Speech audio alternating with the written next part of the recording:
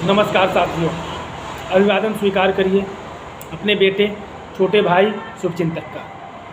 मैं संजय सिंह राणा आप सभी भाइयों का अपने इस लाइव प्रोग्राम में हार्दिक स्वागत और अभिनंदन करता हूं। दोस्तों, आज हम बात करेंगे उन मुद्दों पर जिससे हमारे देश की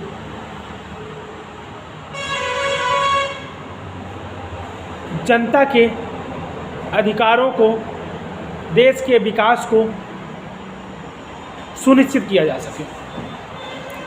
दोस्तों, हम बात कर रहे हैं, अभी आपने देखा कि हमारे देश के 5 राज्यों में विधानसभा चुनाव हुए। 3 तारीख को 4 राज्यों की मतगणना कंप्लीट हुई, जिसमें सभी लगभग क्षेत्रीय पार्टियों को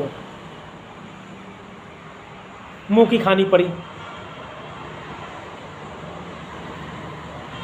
और 5वें राज्य मिजोरम में भी हमारे देश की जनता ने एक नया इतिहास रचा। 3 दशक के बाद कोई नया मुख्यमंत्री, पूर्व IPS मिलेगा। दोस्तों, यहाँ हम बात करेंगे इन चुनाव नतीजों पर। उससे पहले ऐसा क्यों हुआ कि जनता के इतने त्राहिमाम के बाद भी सत्ताधारी पार्टी केंद्र में अपना वर्चस्व कायम रहने में कामयाब रही। कहीं ना कहीं इसके पीछे कोई ना कोई वजह तो अवश्य है, कोई ऐसा गूढ़ रहस्य तो अवश्य है जिस पर हमारा विपक्ष, हमारी क्षेत्रीय पार्टियों का विपक्ष बोलने की हिम्मत नहीं कर पा रहा है। क्योंकि वो बोले तो बोले कैसे? क्योंकि सच निसंकोच रूप से, निडर रूप से वही बोल सकता है जिनके अंदर डर नाम की कोई चीज़ न हो। और आप जानते ही हैं, हमारे प्रदेश की चाहे विपक्ष हो, चाहे हमारे देश का विपक्ष हो, या फिर हमारे अन्य राज्यों का विपक्ष हो, अपने शासनकाल में किए गए अनियमितताओं के कारण, भ्रष्टाचार के कारण, अपने पराये की राजनीति के कारण, स्वार्थपूर्ण राजनीति के कारण मौजूदा सरकार से डरी हुई है, उसकी ED से डरी हुई है, उसकी CBI से डरी हुई है, उसकी NIA से डरी हुई है।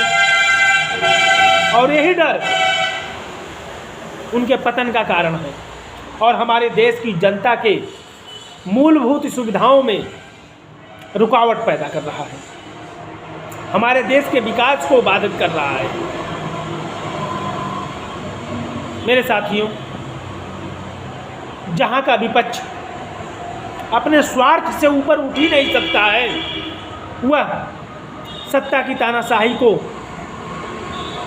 सामना कैसे कर पाएगा? आप माने या ना माने, लेकिन सत्ताधारी पार्टी के निर्बाध रूप से शासन करने का यही मूल कारण है कि महंगाई से हमारे देश की जनता त्रस्त है, भ्रष्टाचार से त्रस्त है। आए दिन देख रहे हैं अधिकारी रंगे हाथ पकड़े जा रहे हैं, पुलिस प्रशासन बेलगाम है, जनता की FIR नहीं लिखी जा रही है, IGRS महज दिखावा बन के रह गया है, 2-2 साल के केस निस्तारण नहीं हो पा रहे हैं। कोई माननीय, कोई आम खासम खास का अगर केस होता है तो उसमें अधिकारी फौरी तेजी दिखाते हैं और उसे निस्तारित करते हैं सही ढंग से। और अगर ऐसा नहीं करते हैं तो दिखावे के रूप में कुछ अधिकारियों पर गाज गिरती है, यह दिखाने के लिए कि हमारी सरकार कितना जीरो टॉलरेंस की नीति अपना रही है। ये सभी सरकारों में हो रहा है, मौजूदा समय में हो रहा था, इसमें आश्चर्य की बात नहीं है। मेरे साथियों, क्योंकि आपका ये छोटा भाई संजय सिंह राणा पिछले 12 वर्षों से तो सरकारों की तानाशाही को देखता चला आ रहा है, झेलता चला आ रहा है, उनसे मुकाबला करता चला आ रहा है। लीडर हो करके ज़्यादा से ज़्यादा क्या होगा? जेल भेजेंगे, मैंने कोई गुनाह नहीं किया, जेल भेजेंगे, सहर्ष स्वीकार है। फांसी के फंदे पर भी चढ़ाना चाहें तो भी सहर्ष स्वीकार है कि अगर मुझ निर्दोष को अपने हक में बोलने के प्रति सरकार फांसी पे चढ़ाती है तो भी मुझे कोई गुरेज नहीं है, क्योंकि यह देश के हित की बात है, हमारी 145 करोड़ जनता के जनहित के मुद्दों की बात है, उनके अधिकारों की बात है। मेरे दोस्तों, मैं पुनः वहीं आऊँगा, मैं अपनी पुरानी विचारधारा पर अभी नहीं जाना चाहूँगा, क्योंकि आज का मुद्दा इस चुनाव से संबंधित है कि ऐसा जनादेश क्यों आ रहा है। मेरे दो साथियों, यहाँ मैं आपका ध्यान उत्तर प्रदेश में हुए उपचुनाव की तरफ ले जाना चाहूँगा, जो कुछ महीने पहले ही अभी उपचुनाव हुआ था, जिसमें सपा को जीत मिली थी। उस समय भी हमने कहा था कि जिस पार्टी का कोई अटल सिद्धांत ही नहीं है, उस पर जनता भरोसा करे तो भी करे कैसे। मैं यहाँ समाजवादी पार्टी की बात कर रहा हूँ।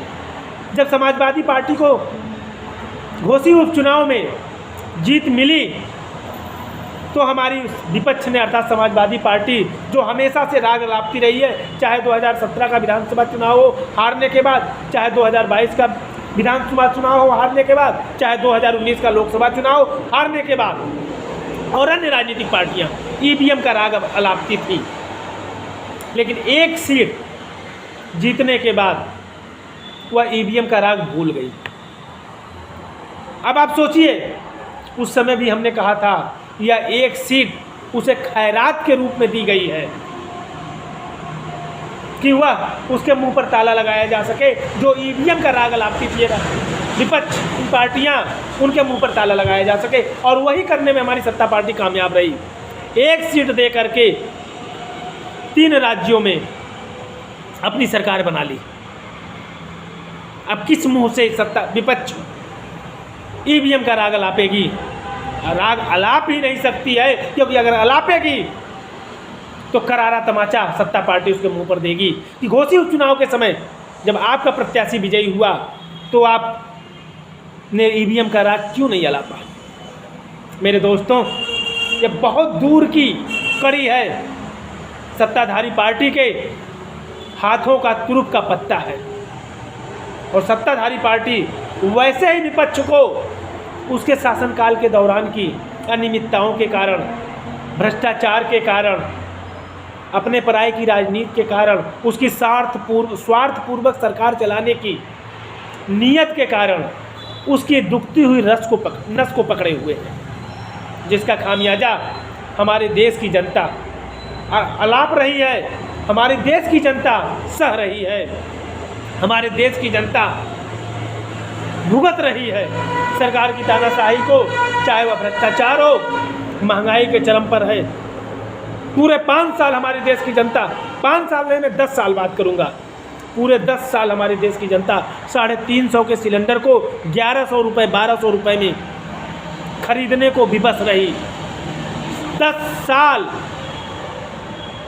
अर्थात सत्तारूढ़ पार्टी के दूसरा कार्यकाल समाप्त होने वाला है, तब जाकर के सत्ताधारी पार्टी ने मात्र 200 रुपये सिलेंडर में कटौती की। आप अंदाज़ा लगाइए, अगर एक परिवार महीने में 1 सिलेंडर लेता है तो 1 साल में 12 सिलेंडर, और 12 सिलेंडर पर अगर 800 रुपये सरकार ने एक परिवार से वसूला तो 12×8 96 यानी 9,600 रुपये एक परिवार से वसूला।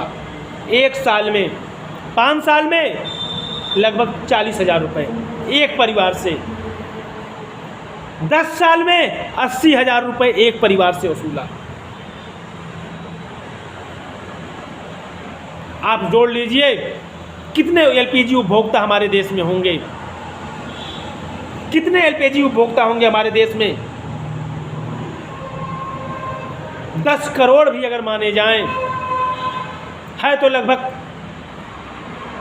25 करोड़ अगर उनका अनुपात निकाला जाए, एक परिवार में अगर 6 लोगों को मान के चला जाए तो 140 करोड़ के हिसाब से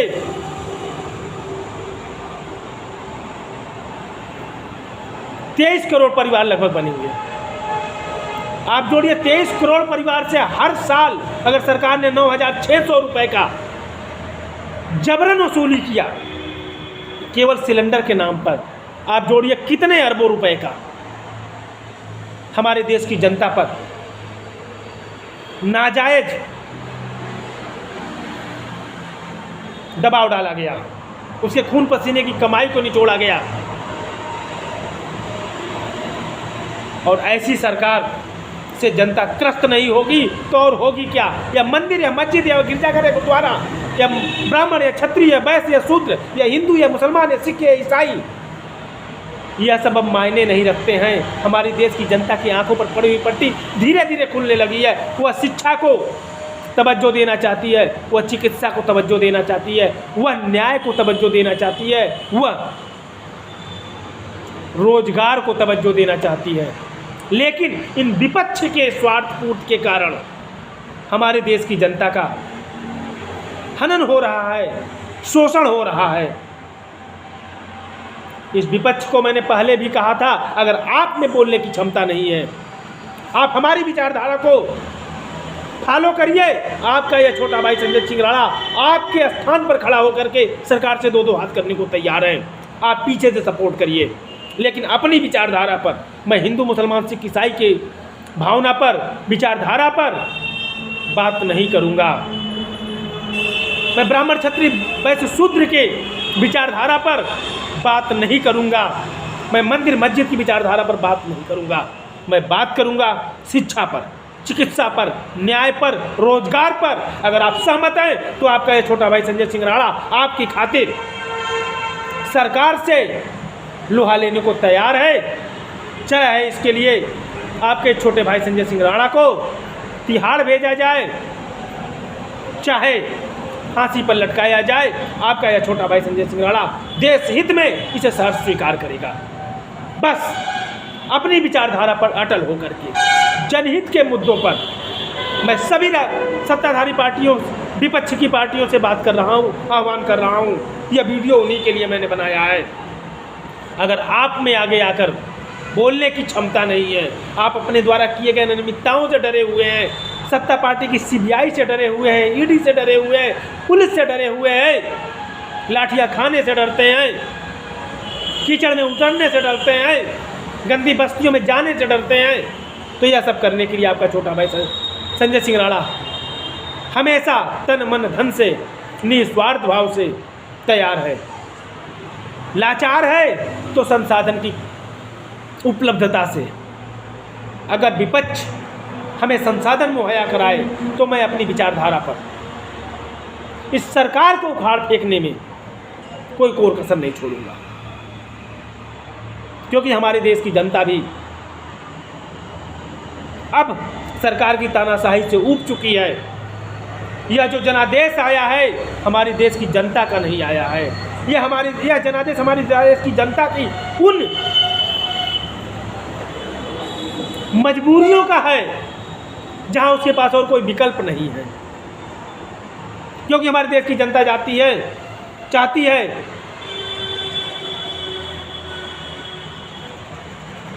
ज़्यादा से ज़्यादा अगर नुकसान हो रहा है तो वहाँ कम की जुगत बनाई जाए, अर्थात जहाँ सारे के सारे भ्रष्टाचारी हैं तो ऐसी को चुना जाए जो कुछ कम हो, और उसी का फायदा हमारी मौजूदा सरकार उठा रही है। मेरे साथियों, अगर आप चाहते हैं कि व्यवस्था बदलनी चाहिए, शिक्षा हर युवा को समान रूप से मिले, हर बच्चे को समान रूप से मिले, तो आपको भारतीय सर्वधर्म पार्टी की विचारधारा को फॉलो करना होगा, अपने जीवन में उतारना होगा, उसका साथ देना होगा। क्योंकि भारतीय सर्वधर्म पार्टी परिवार तन मन धन से निस्वार्थ भाव से देश के प्रति पूर्ण रूप से समर्पित है, देश के विकास को समर्पित है, भारत के हर नागरिक के उज्जवल भविष्य को सुदृढ़ करने के लिए समर्पित है। इसी उद्देश्य से भारतीय सर्वधर्म पार्टी अस्तित्व में आई है। फैसला आपका। जय हिंद, जय भारत।